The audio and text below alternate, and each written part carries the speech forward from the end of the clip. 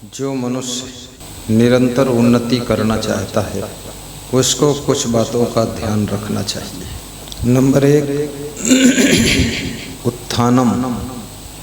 उत्थान करने के लिए उसको निरंतर सोचना चाहिए, क्योंकि जो मनुष्य की सोच है वो उसकी भावना बनती है और भावना एक दिन कार्य क्षेत्र बनती है, और जब कर्म क्षेत्र में हम प्रवेश करते हैं तो भाग्य का उदय होता है। इसलिए कम से कम उत्थान के लिए सोचिए कि हमें उत्थान करना है। उत्थान किसे कहते हैं?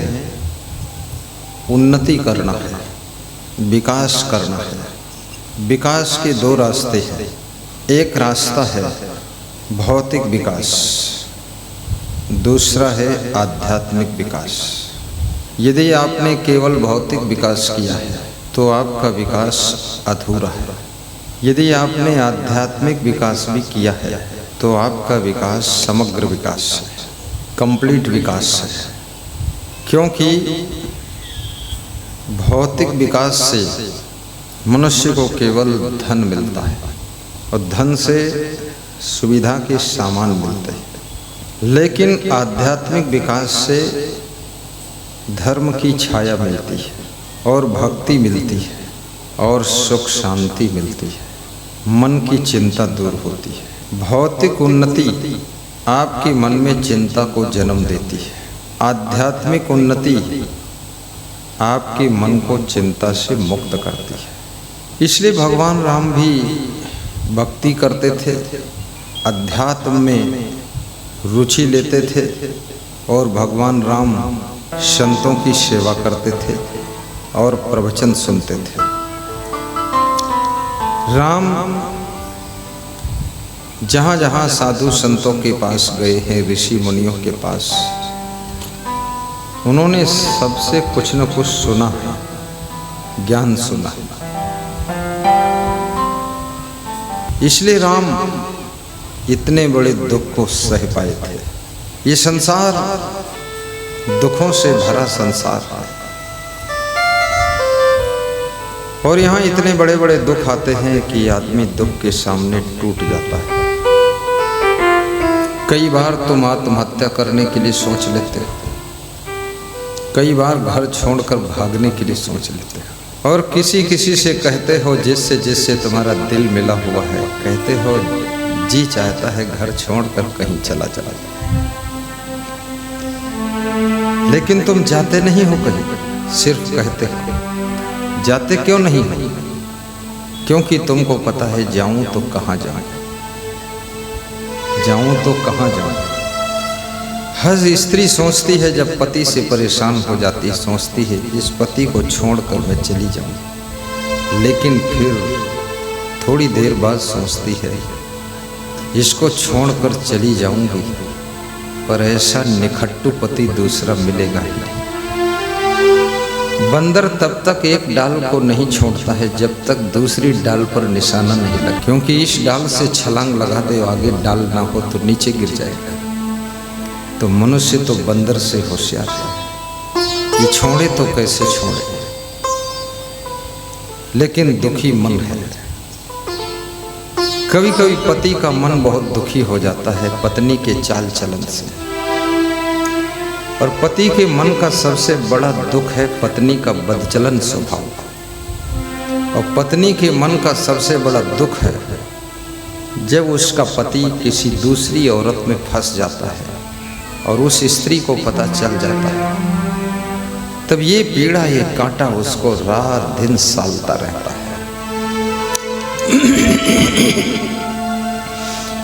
पत्नी को दुख देने वाला पति कभी स्वयं भी सुख नहीं पाता है, और अपने पति को सताने वाली पत्नी, बदचलन पत्नी, कभी शांति नहीं पाती है। और ये संसार के भोगों को कितना ही भोग लो, वयमेव भुक्ता, भोगा न भुक्ता वयमेव भुक्ता। राजा भर्तृहरि कहते हैं कि मैंने भोगों को नहीं भोगा, बल्कि भोगों ने हमको भोग लिया। गांधी बापू कहते थे कि शराब मनुष्य नहीं पीता है, बल्कि मनुष्य को शराब पी जाती है। देखने में लगता है कि शराबी शराब को पी जाता है। शराब आज भी जिंदा है, लेकिन शराबी बराबर मरते चले जा रहे हैं। सत्य ये है कि शराब शराबी को पी जाती है। शराब तुम्हारी इज्जत पी जाती है, शराब तुम्हारा धन पी जाती है, शराब तुम्हारा वैभव पी जाती है, शराब तुम्हारा मान सम्मान पी जाती है, शराब तुम्हारी दौलत को पी जाती है, शराब तुम्हारे शरीर को पी जाती है, स्वास्थ्य को पी जाती है। शराब तुम्हारा सब कुछ पी जाती है और एक दिन तुम्हारी जिंदगी को भी शराब पी जाती है और तुम मर जाते हो, लेकिन शराब जिंदा रहती है, फिर वो दूसरे को फंसा कर उसको पीने में लगा देती है। शराब पीकर कोई बलवान बन नहीं सकता, जुआ खेल कर कोई धनवान बन नहीं सकता।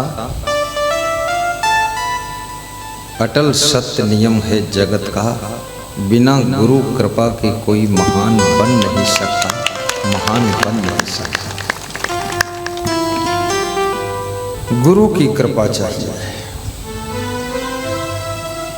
लाड़ेत पंचवर्षाणि 10 वर्षाणि ताड़ेत प्राप्तित तु खोडसे वर्षे पितरम मित्रम इवाचरेत। 5 वर्ष तक बालक से लाड़ प्यार कीजिए, 15 वर्ष की उम्र तक बालक को अनुशासन में रखिए। 16 वर्ष का जब बालक हो जाए तो उसके साथ में मित्र का व्यवहार कीजिए। बालक को जन्म तुम दे सकते हो, लेकिन बालक का भाग्य तुम नहीं रचना कर सकते। माँ बाप बनिए, लेकिन भगवान बनने की कोशिश मत करिए।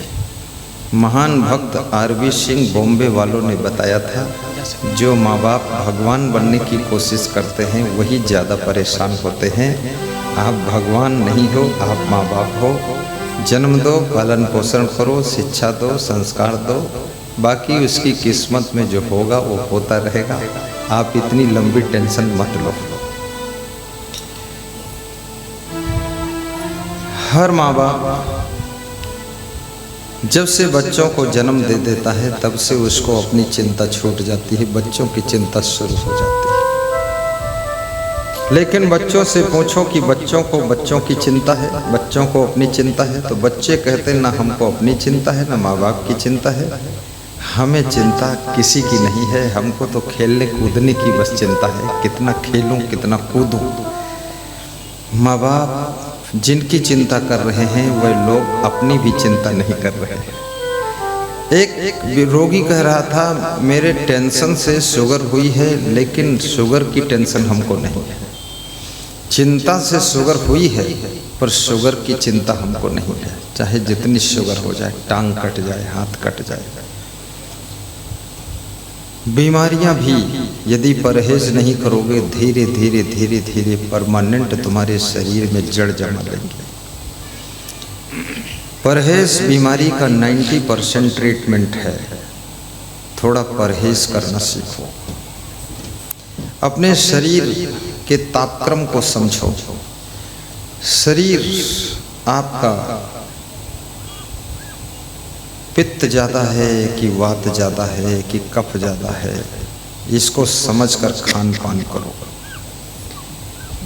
जो लोग अंधाधुंध खान पान करते हैं, अंधाधुंध रहन सहन करते हैं, उनके शरीर में बीमारी स्थायी रूप से घर कर लेती है। और एक बार बीमारी शरीर में ठीक से घुस गई तो जब तक तुम मर नहीं जाओगे तब तक बीमारी छोड़ेगी नहीं। ये शरीर बहुत सुंदर है, मंदिर है, देवालय है। ये शरीर बहुत बुद्धिमान है, इसलिए इसको निरोगी रखने की भी कोशिश कीजिए। इसमें बड़े बड़े रोग आ सकते हैं, कैंसर भी हो सकता है, इसलिए तंबाकू खाना बंद करिए। और याद रखना, ज़्यादा चिंता करने से भी कैंसर होता है।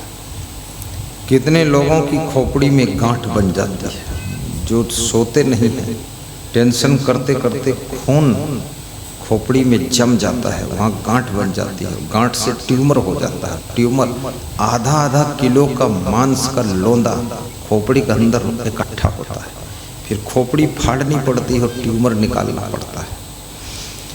इसलिए चिंता तादाद से ज़्यादा मत कीजिए।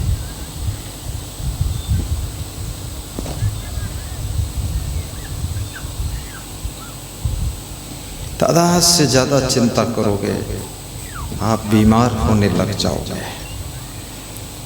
चिंता छोड़ो, सुख से जियो, प्रसन्न रहो। सुबह से लेकर हंसते हंसते शाम तक काम करो। समय का ध्यान भी रखो, व्यर्थ समय मत गंवाओ। अनर्थकम विप्रवासम गृहेभ्यः, जो व्यर्थ में घर छोड़कर घूमने चले जाते हैं वे लोग सदैव दुखी रहते हैं। विदुर कहते हैं उत्थानम, उत्थान करो। कैसे उत्थान करोगे? सबसे पहला पॉइंट बताया है कि संयमो, आपका अपने ऊपर संयम होना चाहिए, स्वयं के ऊपर नियंत्रण होना चाहिए।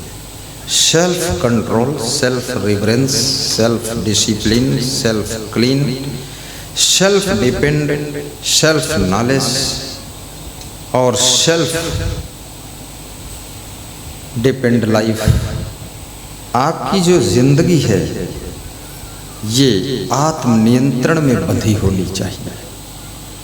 यदि आपको दूसरा कोई नियंत्रित करता है तो आपकी जिंदगी बैलों की जिंदगी है, जानवरों की जिंदगी है। जानवर को हमेशा, हाथी को भी कोई महावत अंकुश लेकर नियंत्रित करता है, घोड़े को घुड़सवार चाबुक लेकर नियंत्रित करता है, बैल को डंडा लेकर नियंत्रित करता है किसान, गधे को भी एक मोटा सा डंडा लेकर नियंत्रित किया जाता है। यदि आपको दूसरा कोई कंट्रोल कर रहा है तो तुम बैल हो, तुम गधे हो, तुम घोड़ा हो, तुम हाथी हो, तुम भालू हो। और यदि किसी के नियंत्रित करने से नियंत्रित हो गए तो तुम ये हो, और फिर भी नियंत्रित नहीं हुई, न खुद नियंत्रित हो न दूसरे के द्वारा नियंत्रित हो सकते हो, तब तुम कौन हो? तब तुम राक्षस हो। मंदोदरी अपने पति रावण को नियंत्रित कर रही थी, सिखा रही थी ऐसे करो वैसे करो। रावण नियंत्रित नहीं हुआ। कुंभकर्ण अपने भाई रावण को ज्ञान दे रहा है। रावण कहता है अरे तू मुझे शास्त्र ज्ञान मत सिखा, जो मैं कहता हूँ वो कर। विभीषण रावण को ज्ञान दे रहा है तो विभीषण को रावण ने लात मार दिया। जो भाई के ज्ञान को भी न सुने तो समझ लेना पतन होने वाला है, क्योंकि भाई तुम्हारा बहुत बड़ा हित चिंतक है। जो अपनी पत्नी के भी ज्ञान को न सुने तो समझ लो उसका विनाश अब होने वाला है। आखिर में रावण का विनाश हुआ, रावण मारा गया। रावण का साथ देने वाला मेघनाद, अक्षय कुमार और एकलखपोत सवाव लखनाती सबकी मृत्यु हुई। कुंभकर्ण भी मारा गया। एक विभीषण जिसने रावण का साथ छोड़ दिया था वही बचा, बाकी पूरी लंका का विनाश हो गया। गलत व्यक्ति का साथ देने वालों का विनाश पहले ही हो जाता है, इसलिए गलत लोगों का साथ मत दीजिए, उनसे दूर हो जाइए। जलती लकड़ी के साथ में गीली लकड़ी भी जल जाती है। फूल के साथ में चींटी भी भगवान के ऊपर चढ़ जाती है। जलती हुई लकड़ी के साथ में चिपकी हुई चींटी भी जलकर मर जाती है। धूल के साथ में चींटी पैरों से रौंदकर मार दी जाती है। इसलिए याद रखना, चींटी का कोई अपराध नहीं है, केवल फूल की संगत किया है, कोई बहुत बड़ा पुण्य नहीं किया है। तो तो भगवान के मंदिर में फूल के साथ में जाकर चढ़ गई। भगवान को जो पेड़ा बर्फी का भोग लगाया गया, भगवान तो खाता नहीं, चींटी बैठकर खाती है, प्रेम से प्रसन्न होती है कि मेरे लिए कोई बर्फी लाया है। फूल की संगत से चींटी कहां से कहां पहुंच गई। और याद रखना, वही चींटी ने भूल से जलती हुई लकड़ी की संगत कर लिया तो आग में जलकर भी बेचारी मर गई। संगत का बड़ा प्रभाव होता है। इसलिए बहुत से लोग अपने बच्चों को रेसिडेंशियल स्कूल में एडमिशन करा देते हैं, नवोदय जवाहर विद्यालय में एडमिशन कराने की कोशिश करते हैं कि आसपास का सिचुएशन, वाइब्रेशन, एटमॉस्फेयर ऐसा होना चाहिए जो बच्चा बिगड़ ना जाए। और बचपन में विवेक नहीं होता है, इसलिए बच्चे को जैसी संगत मिल जाए उसी में भागता है। बच्चों को अपने जीवन का सही निर्माण करना चाहिए। उत्थानम संयमो, आत्म संयम हो, सेल्फ कंट्रोल, स्वयं को बस में रखें, दूसरों को समझाने की जरूरत न पड़े आपको बार बार। कितनी बेटियों को माँ समझाते समझाते थक चुकी है और बेटियों का द्वंद समाप्त नहीं हो रहा है। कितनी बहुओं को समझाते समझाते सासुएं बीमार हो गई हैं, बहुएं सुधरी नहीं हैं। और कितनी सासुएं बूढ़ी हो गई लेकिन तम्बाकू खाना छोड़ा नहीं है। सासू भी तम्बाकू खा रही है और ससुर जो है गोबर खा रहा है और बहू जो है वो भी नशे गोली खा के पड़ी रहती है। पूरा घर तबाह हो रहा है। नशे की आदत आपका नाश कर देती है। नशा नाश की जड़ है भाई, जिसका फल अतिशय दुखदाई है। इसलिए नशा बिल्कुल मत करो। नशा केवल सत्संग का होना चाहिए, नशा केवल भक्ति का होना चाहिए। और ऐसा नशा हो जैसा तुमको नशा चढ़ा है। इतनी गर्मी है, गेहूं कट रहा है, भूसा रखा जा रहा है, फिर भी सब काम छोड़ करके वीरेंद्र गुप्ता, निर्मला गुप्ता ने सत्संग करवाया है कि बाबा हमारे गांव में आ जाए। वीरेंद्र के सहयोगी खूब सहयोग कर रहे हैं। वीरेंद्र बहुत मेहनत कर रहे हैं, गर्मी बहुत है। धन्य हो, ये वीरेंद्र की महिमा है जो आज हम और आप सत्संग मंडप में बैठे हैं, मुस्कुरा कर सत्संग सुन रहे हैं। भागीरथ ने तपस्या किया था, अपने 60,000 पुरखों को तारने के लिए गंगा जी को लाना चाहते थे। बहुत तप किया, तब शंकर जी की जटा से गंगा निकली और धरती पर गंगा जी आई थी। राजा सगर के 60,000 बच्चे जो थे उतर गए। राजा सगर के 60,000 पुत्र थे और वो भगीरथ उनके पोता थे। जब उनको पता चला कि हमारे दादाजी के 60,000 लड़के मर गए, मरे कैसे? कपिल मुनि के श्राप ने मारे सगर के पूत। कपिल मुनि ने श्राप दे दिया था, 60,000 पुत्र एक साथ भस्म हो गए थे। कपिल मुनि को क्रोध आ गया था क्योंकि राजा सगर के 60,000 पुत्रों ने कपिल मुनि का अपमान किया था। कभी कोई साधु संत का अपमान मत करो। नकली साधु को मारो पीटो ठीक है, लेकिन असली साधु को बिल्कुल अपमान मत करना। असली के आड़ में नकली भी छिपे रहते हैं, वो नकली से थोड़ा सावधान रहिए।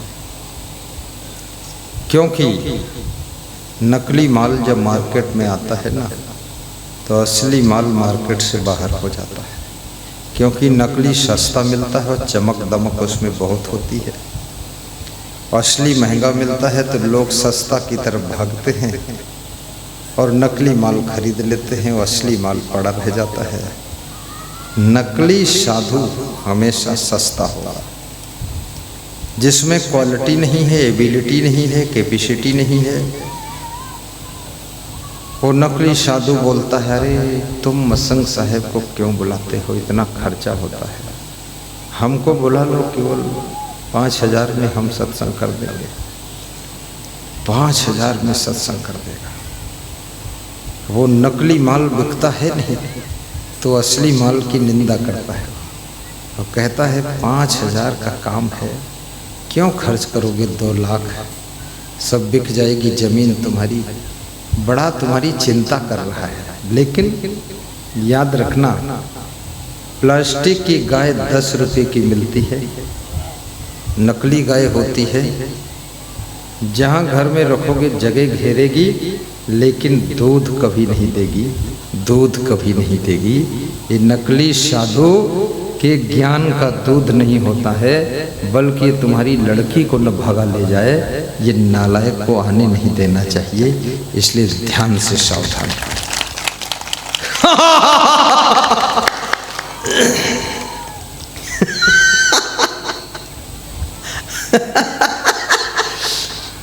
ऐसे नकली साधु। बिहार की घटना है, एक साधु किसी भगत के घर गया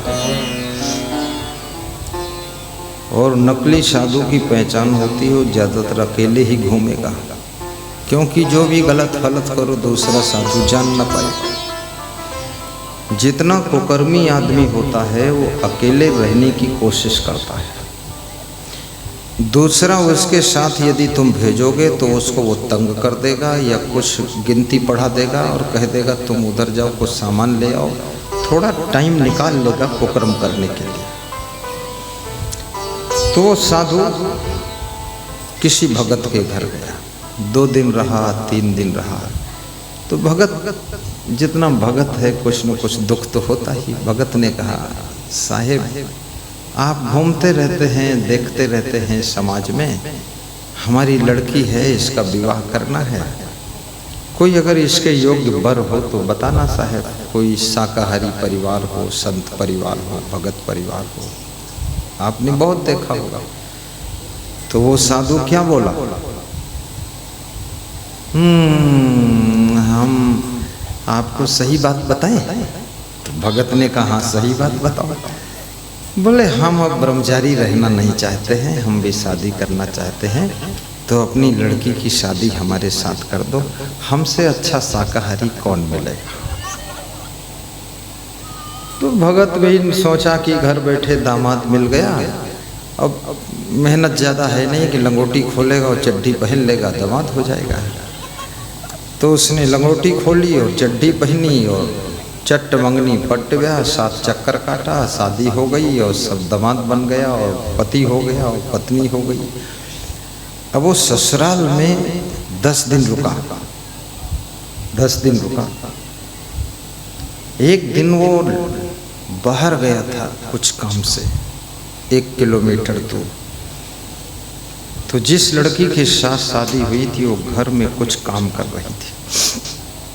वो साधु जो चड्डी पहना, गृहस्थ बना, शादी कर लिया, नकली साधु का यही हाल है, वो कभी भी लंगोटा खोल सकता है, उसका लंगोटा मजबूत नहीं है, उसका ढीला ढाला है मामला सा, बहुत नालायक है।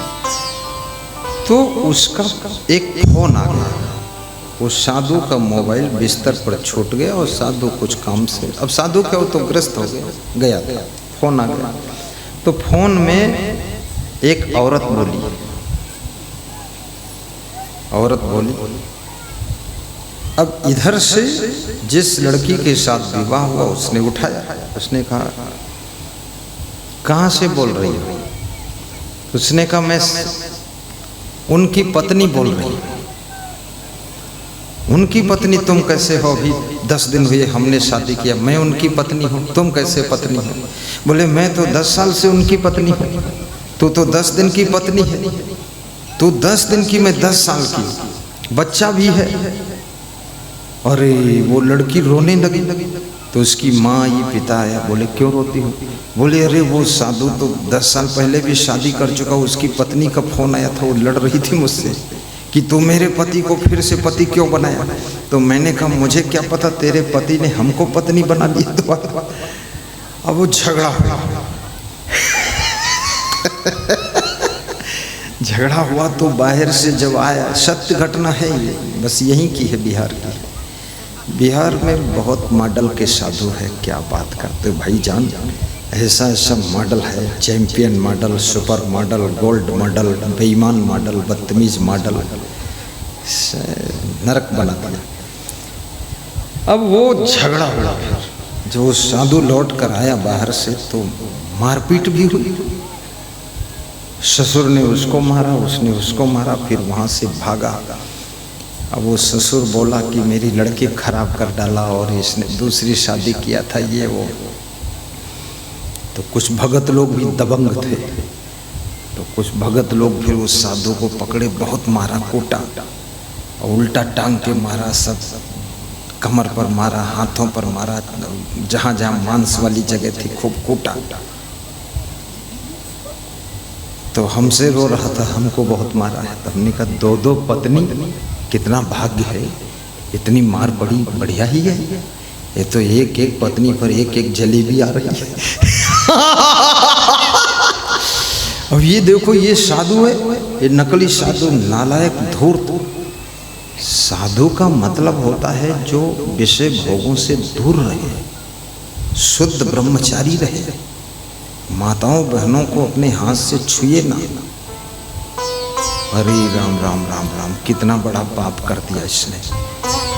वो लंगोटी खोल के, चड्डी पहन के और पैंट पहन के शादी कर लिया। और पहले से भी शादी थी, और शादी थी तब साधु का कपड़ा लपेट के ठगता ठुगता घूमता था, दक्षिणा पक्षिणा लेते। और फिर दूसरी भी शादी कर ली, फिर मारा कूटा गया तो ठिकाने आ गया। ठिकाने आया तो पहली वाली पत्नी के साथ अब रहता है, अब समझ गया। इसलिए नकली साधु को जितना मार सको कूटो कस के, इतना कूटो कि हाजमोला चूरन बन जाए। क्योंकि हम तो गुरु हैं, हम कूट नहीं पाएंगे। और तुम तो धान भी कूटते हो और दाल भी कूटते हो, थोड़ा उसको भी कूट दो। क्योंकि बिना दंड के उदंड लोग सुधरते नहीं, उदंड लोगों को दंड चाहिए। इसलिए अच्छे सच्चे साधु से जुड़ो, ये नकली साधु के चक्कर में मत पड़ो। असली गाय होगी वो 200 रुपये का चारा रोज खाएगी, लेकिन 10 लीटर दूध भी देगी। जैसे मैं सत्संग सुनाने आया, मैंने 1000 बातें ज्ञान की सुनाई है, लाखों बातें सुनाई है, कोई न कोई बात तो पल्ले पड़ेगी। और ये प्लास्टिक की गाय 1 ग्राम दूध नहीं दे सकती है। नकली साधु एक ज्ञान की बात सही ढंग से नहीं सुना सकता है, स्वयं अज्ञान में भटक रहा है, तुमको ज्ञान क्या देगा। इसलिए महंगा रोवे एक बार, सस्ता रोवे बार बार। तो भले ही गुरु जी का सत्संग महंगा नहीं है, ये व्यवस्था करना पड़ता है सबके बैठने के लिए। लाइट है, जनरेटर है, मंडप है, वीडियो कैमरे हैं, साउंड सिस्टम है, व्यास गादी है, बस यही है। इसी में खर्चा है, थोड़ा प्रचार प्रसार है, और कुछ भी नहीं। बाबा तो कोई 1,00,000-2 लाख लेते ही नहीं है। बाबा को जो जितना दे देता है ले लेते हैं, खुशी से दक्षिणा वक्षिणा, उसी से बाबा आ जाते हैं तुम्हारे यहाँ। लेकिन सत्संग हमेशा उच्च कोटि के संत का करिए, और महान संत का दर्शन कीजिए, और वैराग्यवान संत से आशीर्वाद मांगिए, और ब्रह्मचारी संत को गुरु बनाइए।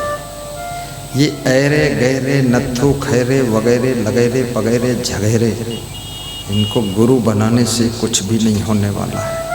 याद रखना, perfect and effect and select and correct गुरु होना चाहिए। क्योंकि गुरु केवल नाम का गुरु नहीं, काम का गुरु होना चाहिए। आपको ऐसा मंत्र दे,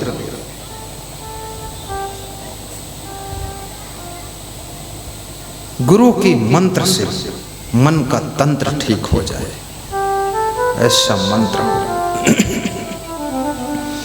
उत्थानम संयमो, संयम ही जीवन की सबसे बड़ी ताकत है। अपने आप को कंट्रोल करना, मन को कंट्रोल करना और इंद्रियों को कंट्रोल करना, बुद्धि को कंट्रोल करना, कर्मों को कंट्रोल करना, चरित्र को कंट्रोल करना, अपने व्यवहार स्वभाव को कंट्रोल करना। अपनी शक्ति को पहचानो। तुम्हारे अंदर इतनी शक्ति है, तुम्हारे अंदर इतना त्याग है, जब तुम इस शरीर को भी त्याग सकते हो तो तुम बुराइयों को क्यों नहीं त्याग सकते हो। ये छोटी छोटी बुराइयां, जन्म से थोड़े तुम बुराई लेकर पैदा हुई है। दारू यहीं सीखा है पीना, जुआ खेलना यहीं पर सीखा है, तम्बाकू खाना यहीं सीखा, बीड़ी पीना यहीं सीखा, गाली गलौज करना सब यहीं सीखा, चोरी करना यहीं सीखा। तो आपने जब गलत सीखा है, गलत को छोड़ भी सकते हो। अपने को बदलना सीखो। घर आपका अच्छा नहीं है तो बदल कर दूसरा बना देते हो।